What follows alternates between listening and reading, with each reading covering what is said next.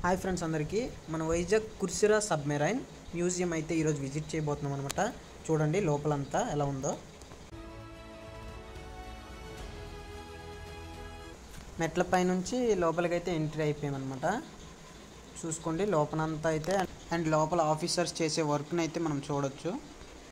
And ఇక్కడైతే వాళ్ళు sleeping beds and వాళ్ళు తీసుకునే ఫుడ్ అనమాట. డైనింగ్ ఏరియా అనమాట ఇదైతే.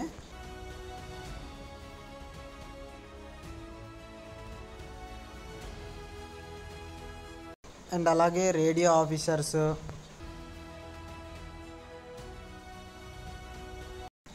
వాళ్ళ కుకింగ్ చెఫ్ అనమాట. ఇడ్లీ అయితే ఇక్కడ తయారు చేస్తున్నారు.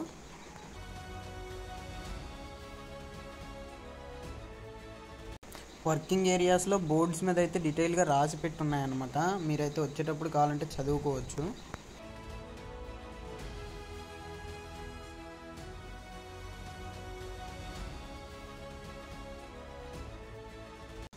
ఇంకా నేనైతే మొత్తం అంతా చూసుకుంటూ సైలెంట్గా బయటకు అయితే వచ్చాను అనమాట. ఎందుకంటే దీని ఆపరేటింగ్ సిస్టమ్ ఏది నాకైతే అర్థం కాలేదు.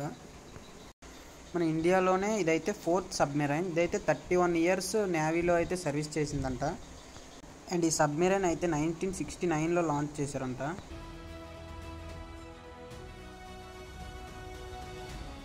అండ్ అలాగే వైజాగ్లో దీన్ని అయితే 2002లో పబ్లిక్ విజిటింగ్ మ్యూజియంలో అయితే స్టార్ట్ చేశారంట.